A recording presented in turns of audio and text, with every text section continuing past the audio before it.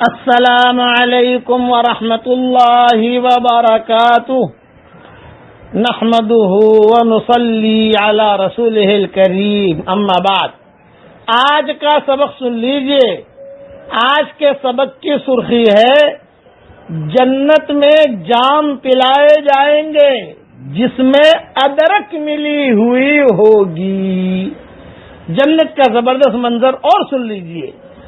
اللہ جل جلالہ عما نوالہ فرماتے ہیں متکئین فیہا علی الارائک لا یرون فیہا شمسا ولا زمہریرا۔ جنتی وہاں تختوں پر تکیے لگائے ہوئے بیٹھیں گے ٹھاٹھ کے ساتھ، اور وہاں سورج کی گرمی دیکھیں گے، نہ وہاں سورج کی گرمی دیکھیں گے اور نہ جاڑے کی سختی دیکھیں گے، نہ گرمی ہوگی نہ سردی ہوگی۔ خلاصہ کلام یہ آگے فرماتے ہیں وَدَانِيَةً عَلَيْهِمْ ظِلَالُهَا وَذُلِّلَتْ قُطُوفُهَا تَذْلِيلًا۔ ان جنتوں کے سائے جنتیوں پر جھکے ہوئے ہوں گے، اور ان کے میوے اور گچھے نیچے لٹکائے ہوئے ہوں گے۔ سائے بھی جھکے ہوئے اور پھل میوے جو لٹک رہے ہوں گے۔ سبحان تیری قدرت۔ وَيُطَافُ عَلَيْهِمْ بِآنِيَةٍ مِّن فِضَّةٍ وَأَكْوَابٍ كَانَتْ قَوَارِيرَا۔ اور ان پر چاندی کے برتنوں اور ان جاموں کا دور کرایا جائے گا جو شیشے کے ہوں گے۔ چاندی کے برتن جنت میں ہوں گے اور شیشے کے بھی ہوں گے۔ آگے فرما رہے ہیں قواریر من فضة قدروها تقدیرا۔ شیشے بھی چاندی کے جن کو ساقی نے، پلانے والے نے انداز سے ناپ رکھا ہوگا۔ جتنا دنیا کے اندر تو یہ ہوتا ہے کہ کوئی مشروب آیا، کوئی پینے کی چیز آئی تو کبھی آدمی آدھا چھوڑ دیتا ہے، کبھی پورا پینے کی تمنا نہیں ہوتی، کبھی ایسا ہوتا ہے کہ ایک گلاس آیا تو آدمی چاہتا ہے یار ایک گلاس اور ہوتا تو اچھا رہتا۔ کبھی زیادہ کی تمنا ہوتی ہے، کبھی کم کی تمنا ہوتی ہے، کبھی چھوڑ دیتا ہے۔ جنت میں ایسا نہیں ہوگا، جتنی تمنا ہوگی اتنی ہی بھرا ہوا ہوگا۔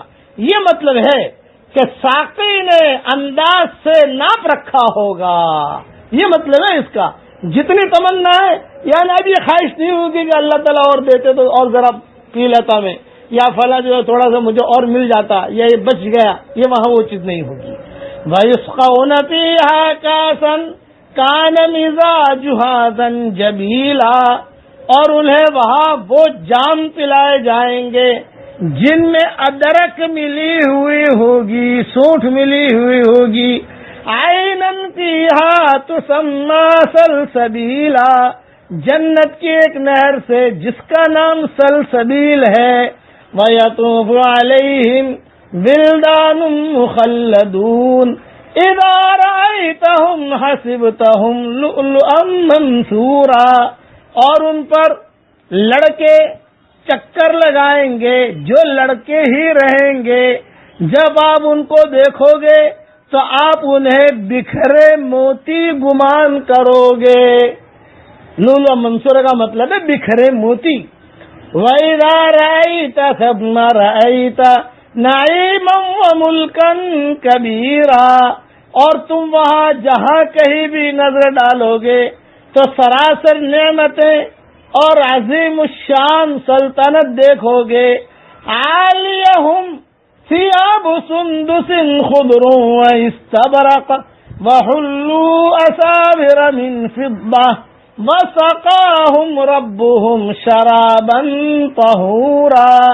ان کے جسموں پر سبز، باریک اور موٹے ریشمی کپڑے ہوں گے، اور انہیں چاندی کے کنگنوں کا زیور پہنایا جائے گا، اور انہیں ان کا رب پاک صاف شراب پلائے گا۔ آمین آمین۔ اللہ تعالیٰ ہمیں شراب پلائے گا، بتاؤ کتنا مزہ آئے گا۔ آگے سنو، اللہ فرماتے ہیں إِنَّ هَذَا كَانَ لَكُمْ جَزَاءً وَكَانَ سَعْيُكُمْ مَشْكُورًا۔ کہا جائے گا کہ یہ ہے تمہارے اعمال کا بدلہ، اور تمہاری کوشش کی قدر کی گئی۔ دنیا میں نیکیاں کرو، یہ ساری چیزیں جنت میں ملیں گی۔ زیورات کے بارے میں سن لو، حدیث شریف میں آتا ہے اللہ نے ایک فرشتہ پیدا کیا ہے، جب سے پیدا ہوا ہے تب سے لے کر لوگ جنت میں جائیں گے تب تک اس کی ڈیوٹی ہے لوگوں کے زیورات بنانا، ابھی بھی بنا رہا ہے۔ یہ حدیث مسند احمد میں بھی ہے اور دوسرے کئی کتابوں میں ہے۔ اس لیے اب دعا کرو کہ اللہ تعالی ہم سب کو عافیت کے ساتھ بغیر حساب کتاب کے، اب میرے ساتھ کہو کہ اے اللہ، پڑھو میرے ساتھ، اے اللہ ہم سب کو اور ہماری قیامت تک کے آنے والی نسلوں کو بغیر حساب کتاب کے جنت الفردوس میں تیرے فضل سے، تیرے نبی کے پڑوس میں عافیت کے ساتھ تو ہم سب کو داخل فرما، آمین آمین۔ اب پڑھ لو میرے ساتھ، اللہ اکبر کبیرا والحمد للہ کثیرا وسبحان اللہ بکرۃ واصیلا۔ اللہ تعالی ہم سب کو جنت میں داخل فرمائے عافیت کے ساتھ، آمین۔ السلام علیکم ورحمۃ اللہ وبرکاتہ۔ السلام علیکم ورحمۃ اللہ وبرکاتہ۔ نحمده ونصلی علی رسولہ الکریم، اما بعد۔ آج کا سبق سن لیجئے۔ آج کا سبق کی سرخی ہے بیماریوں سے نجات کا عجیب و غریب نسخہ۔ ایک نصیحت سنیے، بیماریاں پتہ پوچھ کر نہیں آتی، اچانک آ جاتی ہیں۔ اس لیے یہ سبق چھوٹے بڑے بچوں کے لیے، مردوں کے لیے، عورتوں کے لیے، سب کے لیے ہے، دھیان سے سنیے۔ حضرت ایوب علیہ السلام 18 سال تک بیمار رہے۔ لمبے ان کے قصے ہیں، قرآن شریف میں بھی قصے آئے ہیں، حدیثوں میں بھی آئے ہیں، اور میں نے اپنے بیانوں میں بھی ان کا تذکرہ بہت کیا ہے۔ تو ایوب علیہ السلام نے دعا مانگی، وہ دعا پڑھیے میرے ساتھ، بیماری سے نجات کے لیے بہت مجرب ہے، پڑھیے میرے ساتھ۔ رب انی مسنی الضر وانت ارحم الراحمین۔ علامہ ابن قیم رحمۃ اللہ علیہ نے لکھا ہے کہ اگر کوئی بیماری میں مبتلا ہو تو 7 مرتبہ پڑھ کر اپنے بدن پر دم کر دے اور پانی پر دم کر کے اسے پلائے جائے۔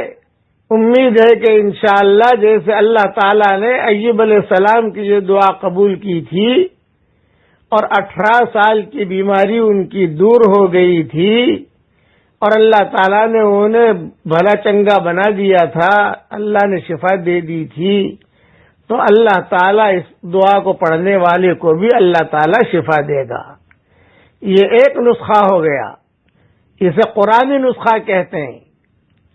نمبر 2، بکھرے موتی میں نے لکھا ہے، وہاں دیکھ لینا کہ بچہ بیمار ہو، کوئی بیمار ہو تو 11 مرتبہ درود شریف پہلے، 11 مرتبہ درود شریف بعد میں، اور پھر پڑھو بیچ میں یا سلامو یا سلامو یا سلامو 142 مرتبہ۔ شرط یہ ہے کہ 142 سے کم نہ ہو، 141 نہ ہو، 140 نہ ہو، 143 ہو، 44 ہو، 45 ہو، 50 ہو، 150، 160، وہ کوئی حرج نہیں ہے، لیکن کم نہیں ہونا چاہیے۔ یہ پڑھ کر بچے پر دم کرے، خود اپنے پر دم کرے، بڑا ہو چھوٹا ہو، دواؤں پر دم کریں، دواؤں پر دم کر کے پلائیں۔ اللہ کے ذات سے امید ہے کہ اللہ تعالی شفا دے گا۔ بہت مجرب نسخہ ہے۔ بکھرے موتی میں نے لکھ دیا ہے، وہاں ساری چیزیں دیکھ لی جائیں۔ نمبر 3، اگر کسی کو بہت زبردست بخار ہے تو اس کی پیٹھ پر انگلی سے فجر کی اذان لکھ دیجئے، الصلاۃ خیر من النوم کے ساتھ، فجر کی اذان کہہ رہا ہوں میں، انگلی سے، چاہے حروف ایک دوسرے کے اوپر چڑھے کوئی حرج کی بات نہیں ہے، پیٹھ کے اوپر لکھ دیں، انشاءاللہ فوراً بخار اتر جائے گا۔ یہ بھی شافعی علماء نے لکھا ہے اپنی کتابوں میں۔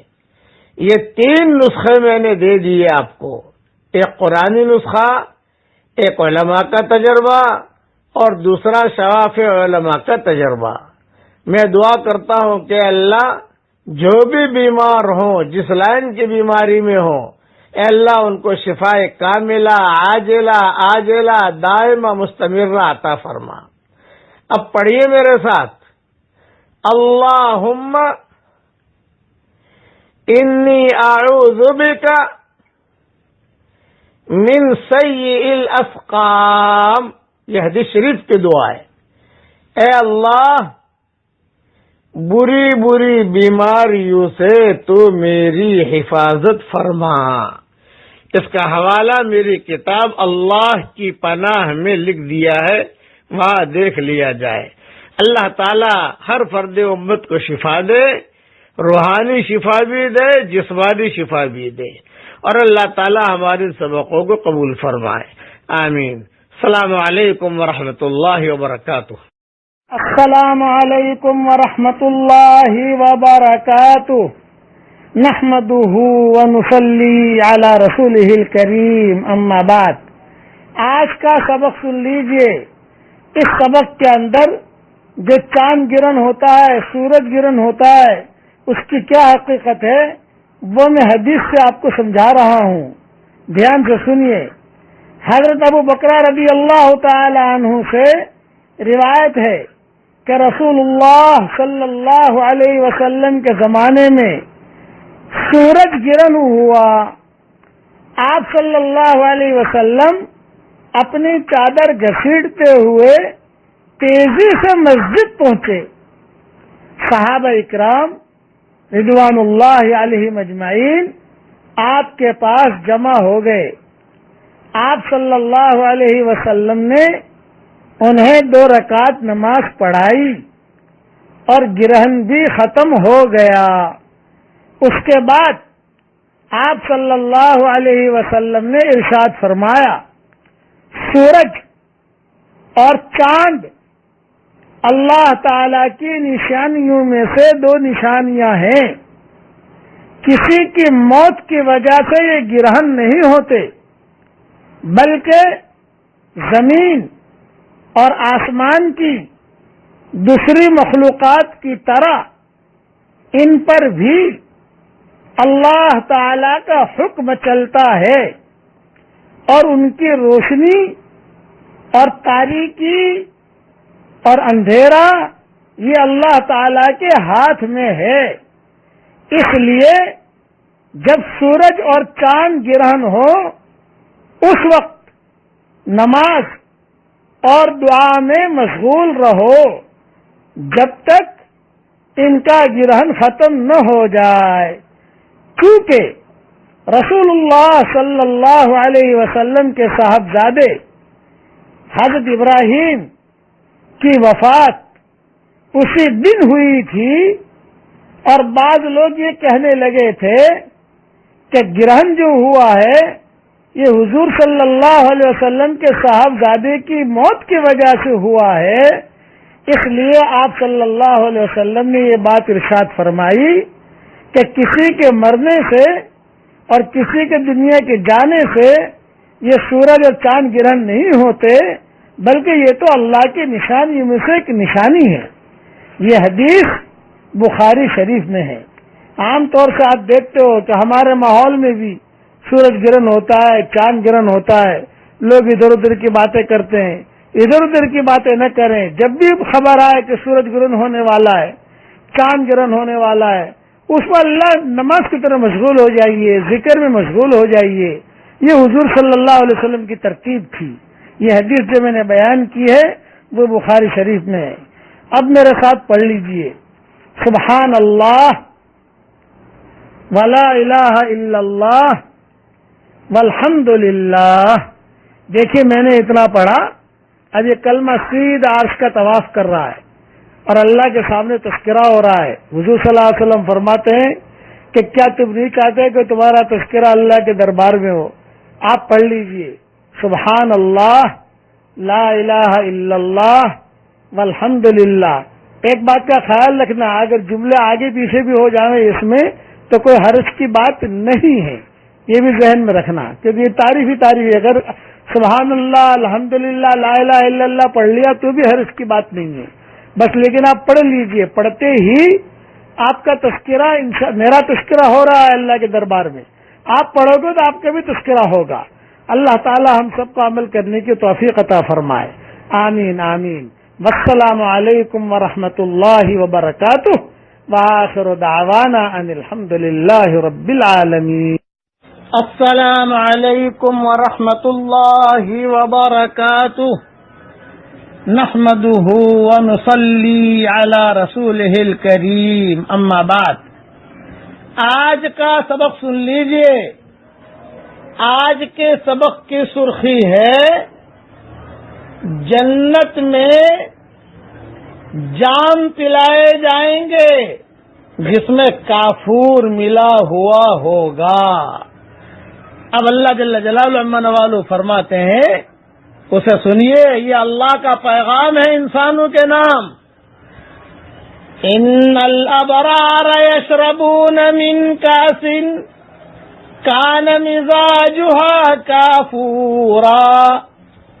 بے شک نیک لوگ ایسے جام سے پیئیں گے جس میں کافور ملا ہوا ہوگا. عین یشرب بها عباد اللہ یفجرونها تفجیرا.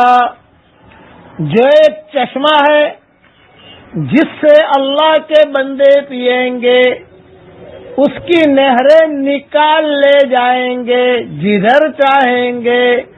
دنیا کی کوئی نہر جہاں چاہو وہاں نہیں لے جا سکتے.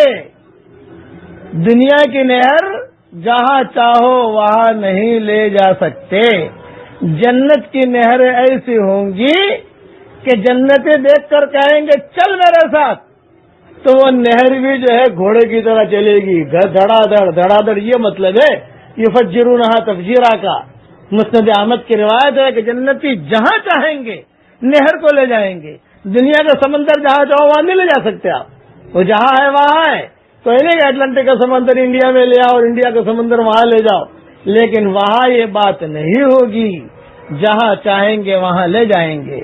آگے فرماتے ہیں یوفون بالنذر وَيَخَافُونَ يَوْمًا كَانَ شَرُّهُ مُسْتَطِيرًا. جو نظر پوری کرتے ہیں اور اس دن سے ڈرتے ہیں جس کی برائی چاروں طرف پھیل جانے والی ہے. وَيُطْعِمُونَ الطَّعَامَ عَلَى حُبِّهِ مِسْكِينًا وَيَتِيمًا وَأَسِيرًا. جنتی لوگوں کی صفتیں کیا ہے؟ اور اللہ کی محبت میں کھانا کھلاتے ہیں مسکین کو اور یتیم کو اور قیدی کو. انما نطعمکم لوجہ اللہ لا نريد منکم جزاء ولا شکورا. اور یہ کہتے ہیں کہ ہم تو تمہیں صرف اللہ کی رضامندی کے لیے کھلاتے ہیں، نہ تم سے بدلہ چاہتے ہیں اور نہ شکریہ چاہتے ہیں. انا نخاف من ربنا یوما عبوسا قمطریرا. بے شک ہم اپنے پروردگار سے اس دن کا خوف کرتے ہیں جو اداسی اور سختی والا ہوگا. فوقاهم الله شر ذلك اليوم وَلَقَّاهُمْ نَضْرَةً وَسُرُورًا. پس انہیں اللہ نے اس دن کی برائی سے بچا لیا اور انہیں تازگی اور خوشی پہنچائی. وَجَزَاهُمْ بِمَا صَبَرُوا جَنَّةً وَحَرِيرًا، اور انہیں ان کے صبر کے بدلے جنت اور ریشمی لباس عطا فرمائیں گے. متکئین فیہا علی الارائک لا يرون فیہا شمسا ولا زمہریرا. یہ آیت کا ترجمہ کل کروں گا، تھوڑا سا آگے اور مضمون ہے، یہ کل بیان کروں گا. آج تو دو کام آپ کو کرنے ہیں. کسی مسکین کو کھانا کھلا دو، کسی یتیم کو کھانا کھلا دو تاکہ یہ آیت پر عمل ہو جاوے. کوئی قیدی ہے اس کو کھانا کھلا دو. دیکھو کہیں یتیم ڈھونڈو یا کوئی مسکین رستے فقیر ملتے ہیں ان کو کھانا کھلاؤ. دیکھو حشر کا میدان میں جنتی کہیں گے جنت میں جا کر کہ ہم تو ہے جی، اللہ تعالیٰ کہتے ہیں کہ مسکینوں کو کھانا کھلانے کی وجہ سے جنت میں داخل کروں گا، یتیم کو کھانا کھلانے کی وجہ سے جنت میں داخل کروں گا، قیدی کو کھانا کھلانے کی وجہ سے جنت میں داخل کروں گا. تو آج تو فوراً چل لینا بھائی، بھول مت جائیو اور 3 مرتبہ جنت مانگ لو. پڑھو میرے ساتھ، اے اللہ مجھے تیری جنت میں داخل فرما، اے اللہ مجھے تیری جنت میں داخل فرما، اے اللہ مجھے تیری جنت میں داخل فرما. حدیث شریف میں آتا ہے جو 3 مرتبہ جنت مانگتا ہے تو جنت خود کہتی ہے اللہ پاک میرے پاس بھیج، اللہ میرے پاس بھیج. اور 3 مرتبہ جہنم سے پناہ مانگو. اے اللہ، پڑھو میرے ساتھ، اے اللہ جہنم سے مجھے بچا لے، اے اللہ جہنم سے مجھے بچا لے، اے اللہ جہنم سے مجھے بچا لے. اب جہنم کہتی ہے کہ اللہ پاک میرے پاس لائیو مت. ارے بھائی جہنم تیرے پاس آنا بھی نہیں ہے ہم کو. اللہ تعالیٰ ہم سب کو جہنم سے بچائے اور جنت الفردوس میں اللہ ہم سب کو نبی کے پڑوس میں ہماری قیامت تک کے آنے والی نسلوں کے ساتھ اللہ تعالیٰ ہم سب کو جمع فرما دے. اور جنت میں کھجور کا درخت بھی لگا لو بھائی، بہنیں، مائیں، بہنیں، بیٹیاں، پڑھ لو میرے ساتھ، سبحان اللہ العظیم وبحمدہ. یہ جنت میں کھجور کا درخت بھی لگ گیا. اللہ ہم سب کو عمل کرنے کی توفیق عطا فرمائے. السلام علیکم ورحمۃ اللہ وبرکاتہ. السلام علیکم ورحمۃ اللہ وبرکاتہ. نحمده ونصلی علی رسولہ الکریم، اما بعد. آج کا سبق سن لیجئے. حضرت علی رضی اللہ تعالی عنہ سے روایت ہے کہ رسول اللہ صلی اللہ علیہ وسلم نے ارشاد فرمایا، جب بندہ مسواک کر کے نماز کے لیے کھڑا ہوتا ہے تو فرشتہ اس کے پیچھے کھڑا ہو جاتا ہے اور اس کی تلاوت خوب دھیان سے سنتا ہے، پھر اس کے بہت قریب آ جاتا ہے، یہاں تک کہ اس کے منہ کے اوپر اپنا منہ رکھ دیتا ہے. قرآن کریم کا جو بھی لفظ اس نمازی کے منہ سے نکلتا ہے سیدھا فرشتہ کے پیٹ میں پہنچتا ہے، اور اس طرح یہ فرشتوں کا محبوب بن جاتا ہے. اس لیے تم اپنے منہ قرآن کریم کی تلاوت کے لیے صاف ستھرے رکھو، یعنی مسواک کا اہتمام کرو. یہ حدیث بزار میں ہے.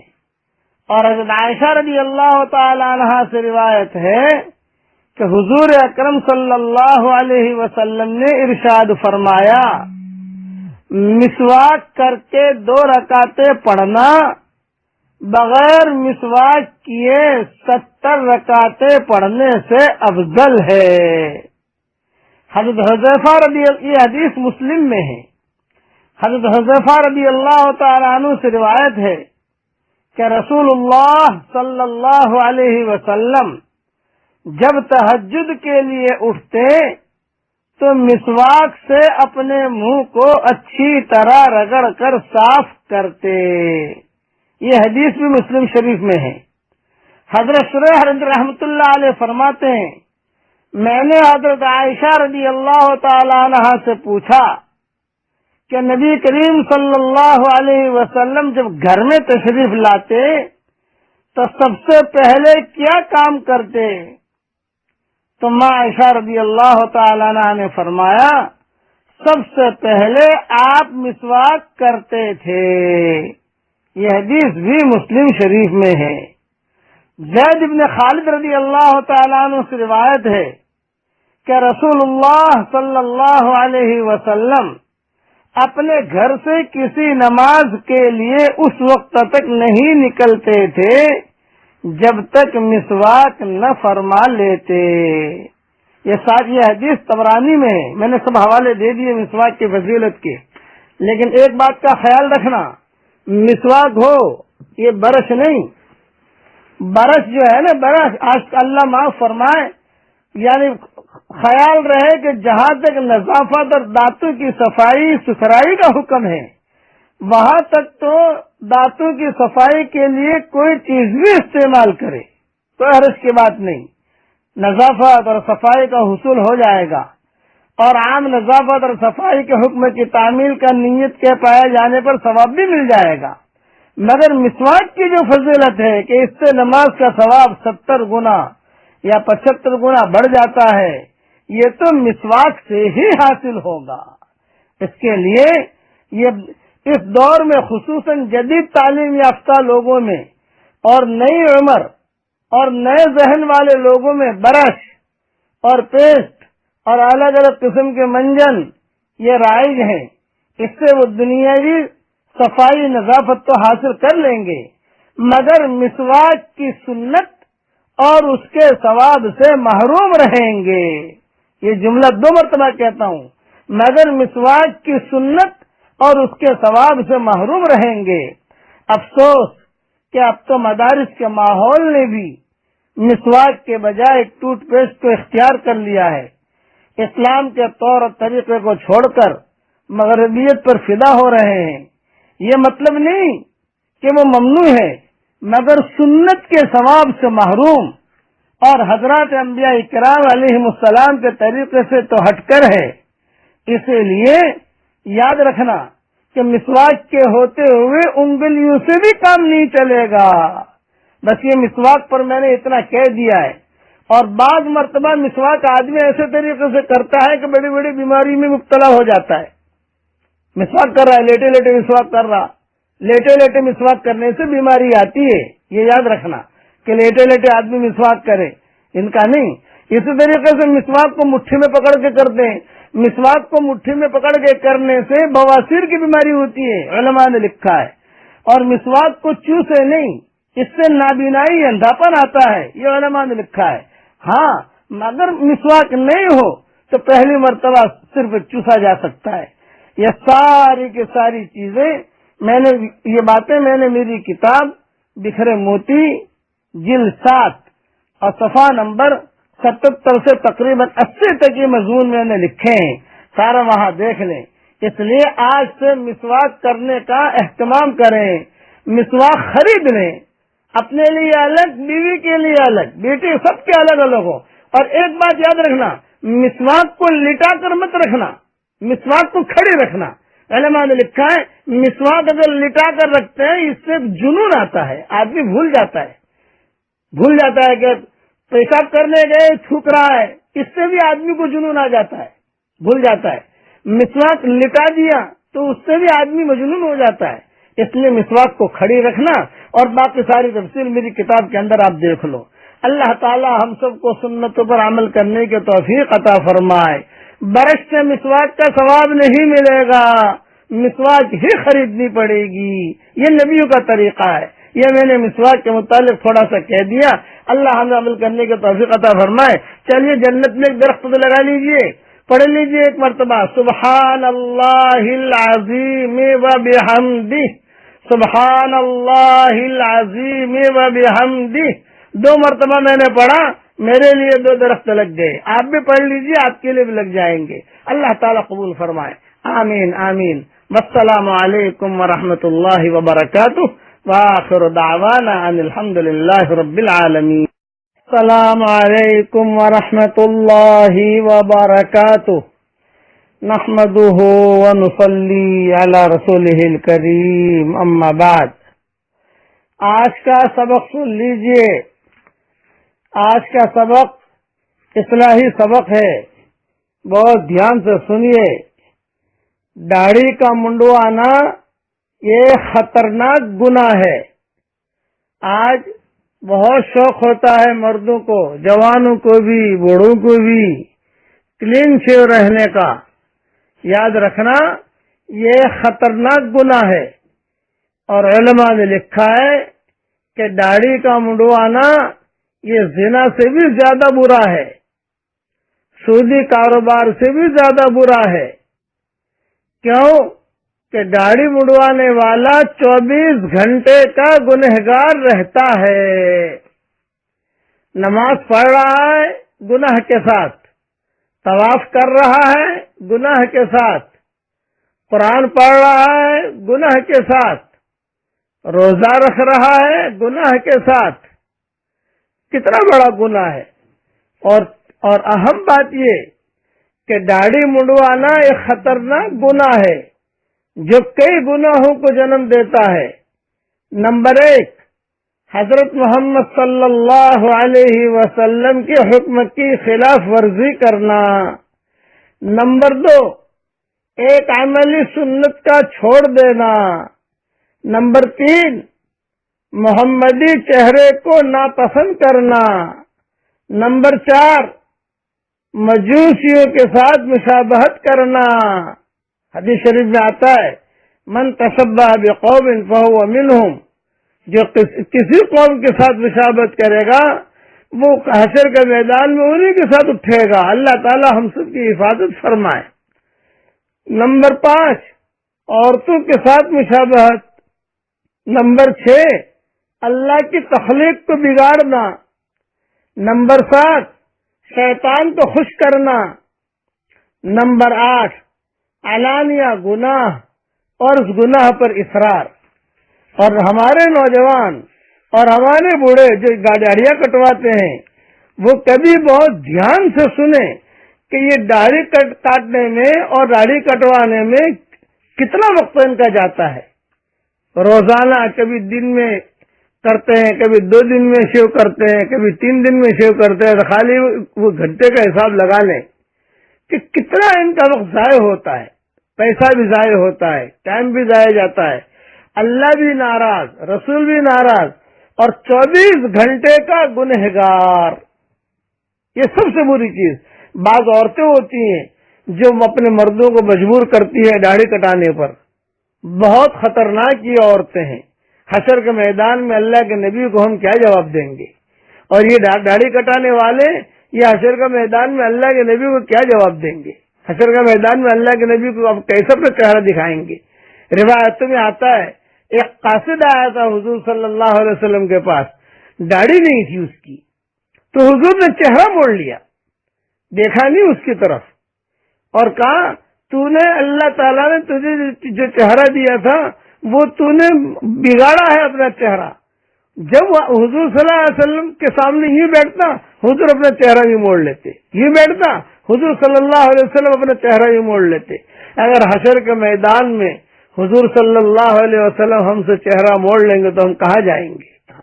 اس لیے ایک حدیث ذہن میں رکھیے، جو میری سنت کو زندہ کرے گا وہ مجھ سے محبت کرنے والا ہے، اور جو مجھ سے محبت کرے گا وہ میرے ساتھ ہوگا۔ اس لیے یہ جتنے بھی ہمارے نوجوان ہیں آج سے ارادہ کریں کہ ہم داڑھی رکھیں گے انشاءاللہ۔ یہ 24 گھنٹے کا گناہ نہ پالیے، اور عورتیں بھی یہ نہ کہیں، بٹ داڑھی رکھوانا اور مجھے جو ہے وہ کتروانا، یہ ہے ہماری شریعت میں۔ رف اللہ کہا گیا کہ داڑھی کو چھوڑ دو، یہ سارے نبیوں کی سنت ہے۔ کوئی ایک نبی بھی ایسا نہیں ملے گا جس نے داڑھی نہ رکھی ہو، کوئی ایک نبی ایسا نہیں ملے گا جس نے داڑھی نہ رکھی ہو۔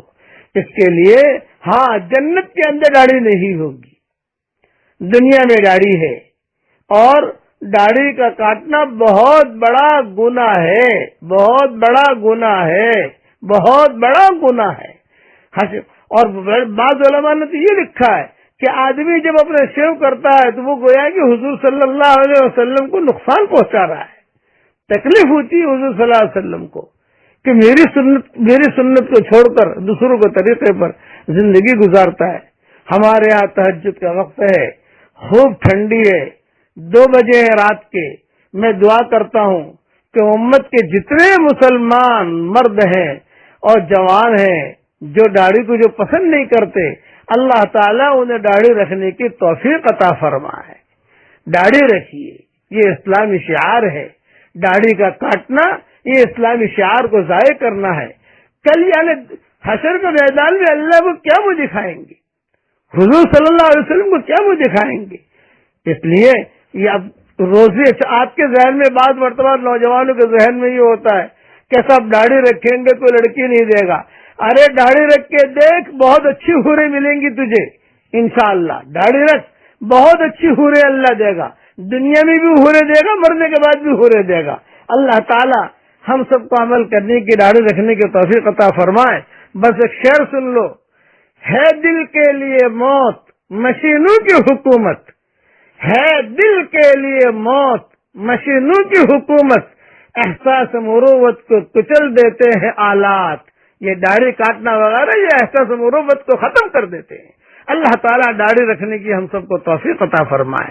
آمین آمین. والسلام علیکم ورحمۃ اللہ وبرکاتہ.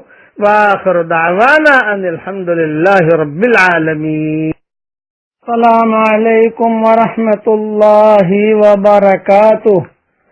نحمده ونصلي على رسوله الكريم. اما بعد، آج کا سبق سن لیجئے. داڑھی کے متعلق یہ دوسرا سبق ہے. ایک بات یہ ذہن میں رکھیے کہ مختصر وقت میں 5 منٹ میں 6 منٹ میں لمبا مضمون بیان نہیں کر سکتا.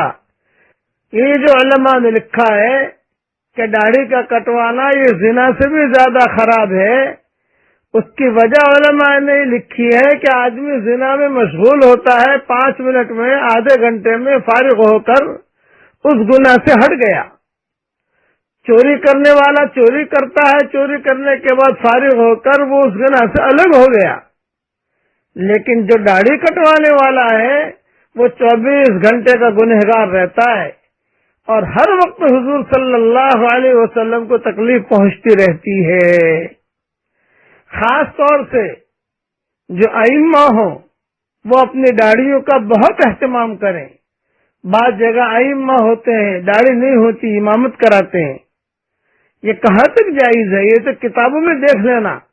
اور بکھرے موتی جلد 13 میں بہت لمبا مضمون لکھا ہے، وہاں دیکھ لینا.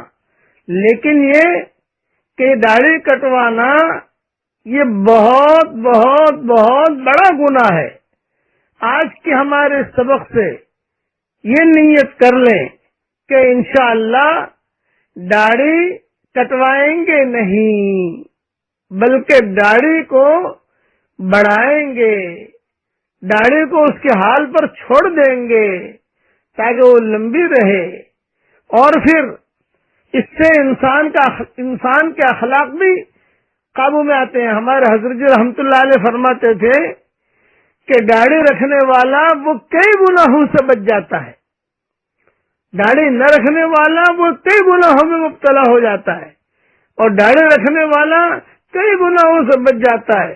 اور سب سے بڑی چیز یہ ہے کہ وہ اونچے اخلاق والا ہوتا ہے. کسی نے کہا ہے جب انسان کے پاس اخلاق ہو تو کل نمبر 1، اگر اس کے ساتھ خوبصورتی بھی ہو تو دائیں طرف 0 بڑھا دیں 10، اگر مال و دولت بھی ہو تو 1 0 اور لگا دیں یعنی 100 اس کے نمبر ہو گئے. اگر حسب نسب بھی ہو تو 1 0 اور لگا دیں یعنی 1000. اگر یہ سب ہو لیکن داڑھی نہ ہو اور اخلاق نہ ہو تو آپ 1 کو مٹا دیں تو باقی بچے گا 0 0 0 0 پہ رہے گا آدمی. اور حشر کے میدان میں خالی ہاتھ آئے گا، وہ بات الگ. امریکہ کی ایک نوجوان لڑکی نے وہاں کی بہت بڑے ذمہ دار کو خط لکھا تھا کہ میں آپ کو خط لکھتی ہوں کہ اگر تم داڑھی رکھاؤ تو تم بہت کامیاب بنو گے. تو کتابوں میں لکھا ہے کہ اس امریکہ کے وہ آدمی نے داڑھی رکھی، اللہ تعالیٰ نے اس داڑھی کی برکت سے اسے ترقی دی. یہ کتابوں میں قصے لکھے ہیں، یہ بکھرے موتی جلد 13 کے اندر دیکھ لینا یہ ساری چیزیں. حضور صلی اللہ علیہ وسلم کے پاس کوئی بھی بے داڑھی مونڈا آتا تھا جس کی داڑھی نہیں ہوتی تھی، حضور صلی اللہ علیہ وسلم اس کا چہرہ اس کی طرف دیکھتے بھی نہیں تھے. اور میں نے ہمارے حضرت جی رحمت اللہ علیہ کو بہت کئی مرتبہ دیکھا، جماعتوں کا جب مسافہ کرتے تھے اور کوئی داڑھی مونڈا آ جاتا تھا، حضرت اس سے مسافہ کرنے میں بہت احتیاط کرتے تھے اور ایک جملہ کہتے تھے، کل حشر کا میدان میں حضور صلی اللہ علیہ وسلم کو کیا منہ دکھائے گا. یہ کہہ کر حضرت رو پڑتے تھے، یہ کہہ کر حضرت رو پڑتے تھے. اس لیے یہ میں نے دوسرا سبق دیا ہے. اب اس میں اور ایک بات کہ عورتیں جو ہے پردے کا اہتمام کریں، یہ دو چیزیں ہمارے یہاں بہت کم ہو رہی ہیں. بلکہ ہمارے پاس اگر کوئی جیسے حجام آتے ہیں، یہ جن کی دکانیں ہوتی ہیں بال کاٹنے کی، میں بہت اہتمام سے کہتا ہوں کہ تمہارے پاس اگر کوئی داڑھی منڈانے کے لیے آئے تو داڑھی مت کاٹنا، ورنہ حشر کے میدان میں تم بھی گنہگار ہوں گے، تو وہ کاٹنے والا بھی گنہگار ہوگا. کہ یعنی داڑھی کاٹ کر پیسہ لینا یہ بھی حرام ہے. وہ اس کا کوئی رخ صحیح ہے ہی نہیں، اور دور سے آدمی دکھتا ہے کہ داڑھی والا ہے، شرافت ٹپکتی ہے اس کے چہرے سے. نبیوں کی سنت ہے. اس لیے مرد جو ہے داڑھی رکھنے کا اہتمام کریں اور عورتیں جو ہے وہ برقعے کا اہتمام کریں، پردے کا اہتمام کریں. ہماری ماں بہنوں کو ہم دیکھتے ہیں کہ پردے کا کوئی اہتمام نہیں ہوتا. نہیں، ہمیں جو ہے پردے کا اہتمام کرنا چاہیے، ہماری بچیوں کو پردے کا اہتمام کرنا چاہیے. بقیہ تفصیل کل انشاءاللہ میں عرض کروں گا. داڑھی کے متعلق تو نہیں کہوں گا، لیکن یہ کہ کچھ اصلاحی باتیں عرض کروں گا. اللہ تعالی ہم سب کو داڑھی رکھنے کی توفیق عطا فرمائے. اب جہاں پر بھی میرے اس بیان کی وجہ سے اگر کسی نے داڑھی رکھ دی ہو تو مجھے SMS کے ذریعے ضرور خبر دینا. میں اس کے لیے داڑھی رکھنے والے کے لیے بہت تگڑی دعا دوں گا انشاءاللہ، بہت اچھی دعا دوں گا کہ وہ اس کی قیامت تک کے آنے والی نسل جو ہے وہ چمک جائے گی انشاءاللہ. آج نیت کر لیں کہ حضرت محمد صلی اللہ علیہ وسلم کو ہمیں خوش کرنا ہے، اور وہ جو سنت ہمارے ماحول سے ختم ہو رہی ہے اس سنت کو انشاءاللہ آباد کرنا ہے اور اسے ساری دنیا میں عام اور تام کرنا ہے. اللہ ہمیں عمل کرنے کی توفیق عطا فرمائے. 10 مرتبہ سورہ اخلاص آج پڑھ لینا اور اپنے لیے جنت میں محل بنا لو. اللہ عمل کرنے کی ہمیں توفیق عطا فرمائے. آمین آمین. والسلام علیکم ورحمۃ اللہ وبرکاتہ. وآخر دعوانا ان الحمد للہ رب العالمین. السلام علیکم ورحمۃ اللہ وبرکاتہ. نحمده ونصلي على رسوله الكريم. اما بعد، آج کا سبق سن لیجئے. قرآن جس نے پڑھ لیا اس نے گویا نبوت کو اپنی دونوں پسلیوں کے درمیان لے لیا. یہ حدیث شریف ہے. سوائے اس کے کہ اس پر کوئی وحی نہیں اترتی، اس لیے قرآن والے کو یہ مناسب نہیں ہے. حضور صلی اللہ علیہ وسلم فرماتے ہیں، عبداللہ ابن عمرو ابن عاص کی حدیث ہے کہ جو شخص غصہ کرے وہ بھی غصے کا جواب غصہ سے دے، اور جاہلوں کے ساتھ جہالت کرنے پر اتر آئے اور اس کا خیال نہ کرے کہ اس کے سینے میں اللہ کا کلام موجود ہے. یہ حدیث امام حاکم نے نقل کی ہے اور اس کی سند بھی صحیح ہے. گویا کہ قرآن والا جو ہے وہ لڑائی نہیں کرے گا، قرآن والا دادا گیری نہیں کرے گا، وہ نرمی سے جواب دے گا اور اللہ کے بندوں کو اللہ کی طرف بلاتا رہے گا. آج سارا مجمع یہ نیت کر لے کہ ہم سب قرآن کو خوب پڑھیں گے، خوب پڑھائیں گے، خوب پھیلائیں گے. اللہ تعالی ہم سب کو عمل کرنے کی توفیق عطا فرمائے. آج کے سبق کی سرخی ہے قرآن کی عظمت کے بارے میں. سن لیجئے، اب پڑھیے میرے ساتھ. اللہ اکبر کبیرا والحمد للہ کثیرا وسبحان اللہ بکرۃ واصیلا۔ یہ جملے اللہ کو بہت پسند ہیں، یہ پڑھتے ہی اللہ میرے ساتھ ہو گیا، آسمان کے دروازے کھل گئے، میں اللہ کو یاد کر رہا ہوں، سارے اللہ تعالیٰ مجھے یاد کر رہا ہے، میں آپ کو یا اللہ کے نبی کی باتیں بتا رہا ہوں، ساری مخلوق میرے لیے دعا کر رہی ہے۔ آپ بھی واٹس ایپ پر دوسروں کو بھیجو گے تو ساری مخلوق آپ کے لیے بھی دعا کرے گی۔ اب میں دعا کرتا ہوں، اے اللہ تو جسے قریب کر دے اسے کوئی دور نہیں کر سکتا، اور تو جسے دور کر دے اسے کوئی قریب نہیں کر سکتا، تو ہمیں اپنی رحمت سے قریب کر دے۔ اے اللہ تو جسے ہدایت دے دے اسے کوئی گمراہ نہیں کر سکتا، اور تو جسے گمراہ کر دے اسے کوئی ہدایت نہیں دے سکتا۔ اے اللہ تو ہمیں ہدایت عطا فرما۔ اے اللہ ہمیں مایوس نہ کر، تیرا کرم مشہور ہے۔ اے اللہ ہمارا دین سنوار دے جس میں ہمارے ہر کام کی حفاظت ہے۔ اے اللہ جس طریقے سے آپ نے ہماری پیشانیوں کی حفاظت کی ہے کہ ہماری پیشانیاں تیرے علاوہ کسی کے سامنے ماتھا نہیں ٹیکتی، اسی طریقے سے ہمارے بدن کے ایک ایک حصے کی حفاظت فرما۔ آمین آمین۔ السلام علیکم ورحمۃ اللہ وبرکاتہ، وآخر دعوانا ان الحمد للہ رب العالمین۔ السلام علیکم ورحمۃ اللہ وبرکاتہ، نحمده ونصلی علی رسولہ الکریم، اما بعد۔ آج کا سبق سن لیجئے۔ آج کے سبق کی سرخی ہے اللہ نے اپنے رحمت کے دروازے کھلے رکھے ہیں۔ اب حدیث سنیے۔ عبداللہ ابن عباس رضی اللہ تعالی عنہما روایت کرتے ہیں کہ قریش نے رسول اللہ صلی اللہ علیہ وسلم سے فرمائش کی کہ آپ اپنے پروردگار سے دعا فرما دیجئے کہ وہ ہمارے لیے صفا پہاڑی کو سونے کا بنا دیں تو ہم آپ کے اوپر ایمان لے آئیں گے۔ آپ صلی اللہ علیہ وسلم نے فرمایا اچھا تم ایمان لے آؤ گے؟ انہوں نے کہا ضرور ضرور، صفا پہاڑی کو سونا بنا دیجیے آپ۔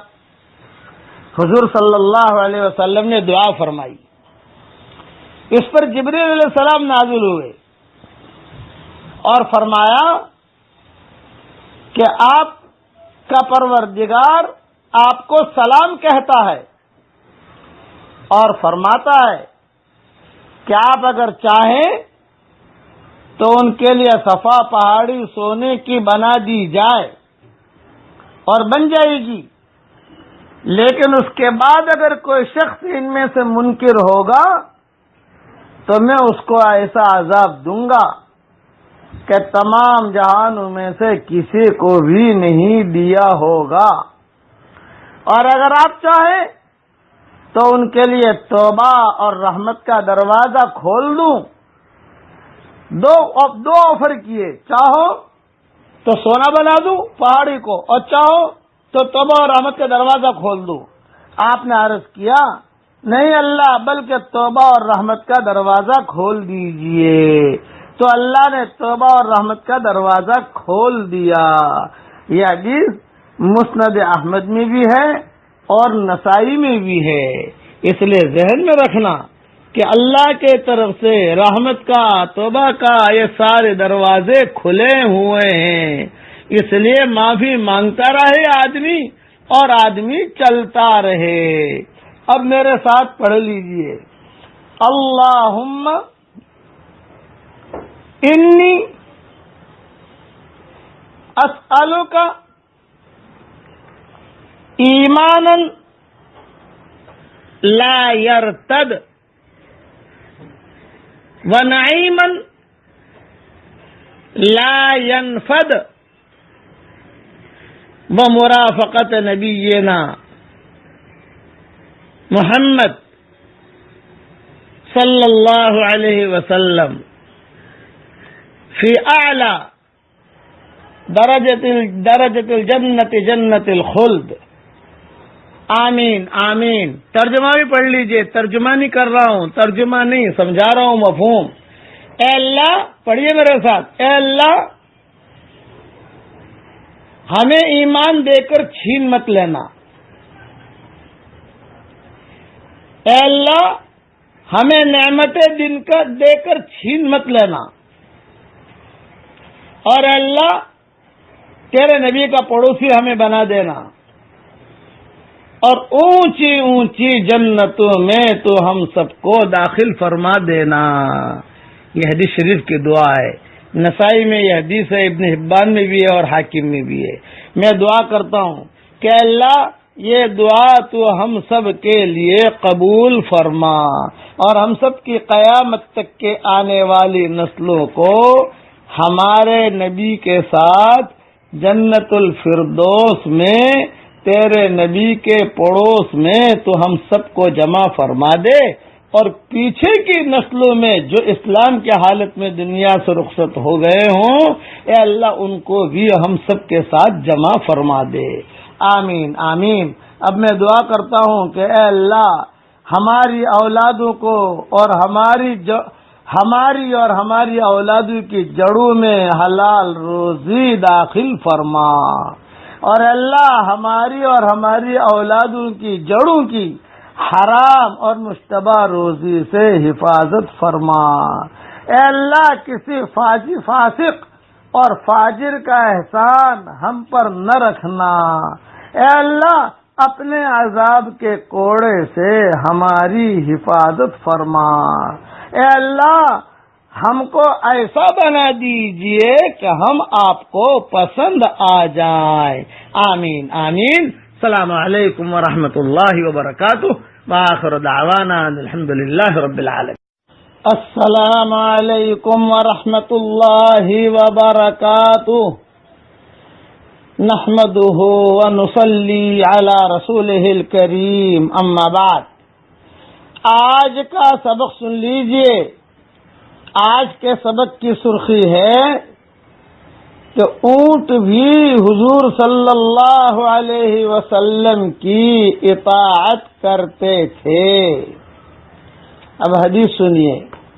حضرت جابر رضی اللہ تعالی عنہ بیان فرماتے ہیں کہ ہم حضرت محمد صلی اللہ علیہ وسلم کے ساتھ ایک سفر سے مدینہ منورہ واپس ہوئے.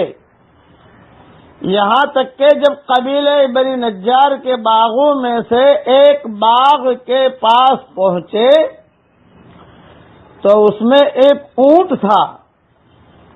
جو شخص بھی اس باغ میں گھستا وہ اس پر حملہ آور ہوتا. یہ بات آپ صلی اللہ علیہ وسلم کے سامنے ذکر کی گئی. آپ باغ کے پاس تشریف لائے اور اونٹ کو آواز دی. وہ اپنا ہونٹ زمین پر لٹکائے ہوئے آیا اور آپ صلی اللہ علیہ وسلم کے سامنے گھٹنے ٹیک کر بیٹھ گیا. حضور صلی اللہ علیہ وسلم نے فرمایا لاؤ اس کی نکیل لاؤ. آپ صلی اللہ علیہ وسلم نے نکیل لے کر اس کے ناک میں ڈال دی اور اونٹ کو مالک کے حوالے کر دیا. پھر لوگوں کی طرف متوجہ ہو کر فرمایا سنو سنو، زمین اور آسمان میں کوئی ایسا نہیں جس کو اس کا یقین نہ ہو کہ میں اللہ کا رسول ہوں، سوائے کافر جنات اور کافر انسانوں کے، یعنی انسانوں کے جو بے ایمان ہیں، جناتوں کے جو بے ایمان ہیں، وہ یقین نہیں کرتے. باقی ہر مخلوق مجھے پہچانتی ہے کہ میں اللہ کا نبی ہوں. اس زمانے میں ہر مخلوق اللہ کو پہچانتی تھی کہ آپ اللہ کے نبی ہے. آج کا مسلمان نہیں جانتا کہ یہ اللہ کے نبی ہے، اس لیے نبی کی باتوں پر عمل نہیں کرتے. نبی کی باتوں پر عمل کرنا چاہیے بھائی، یہ ذہن میں رکھنا. یہ حدیث جو میں نے بیان کی ہے یہ مسند احمد میں بھی ہے اور دارمی میں بھی ہے. اس لیے گناہوں سے معافی مانگیے. پڑھیے میرے ساتھ، اللہم مغفرتک اوسع من ذنوبی ورحمتک ارجع عندی من عملی. اللہم مغفرتک اوسع من ذنوبی ورحمتک ارجع عندی من عملی. اللہم مغفرتک اوسع من ذنوبی ورحمتک ارجع عندی من عملی. حدیث شریف میں آتا ہے جو 3 مرتبہ پڑھ لے اس کے سارے گناہ اللہ معاف کر دیتا ہے. اللہ نے میرے گناہ معاف کر دیے، آپ بھی پڑھیے، آپ کے گناہ بھی اللہ معاف کر دے گا. آخر میں اتنا جملہ کہتا ہوں، اے اللہ اگر فضل کرے تو چھٹیاں اور اگر عدل کرے تو لٹیاں. اے اللہ ہمارے ساتھ فضل کا معاملہ فرما. اے اللہ ساری مخلوق تیرا کنبہ ہے، اپنے کنبے پر رحم و کرم فرما. حدیث شریف میں آتا ہے کہ ساری مخلوق اللہ کا کنبہ ہے. الخلق عیال اللہ. اس لیے اے اللہ تیرے کنبے پر رحم و کرم کا معاملہ فرما. آمین. السلام علیکم ورحمۃ اللہ وبرکاتہ. وآخر دعوانا الحمد للہ رب العالمین.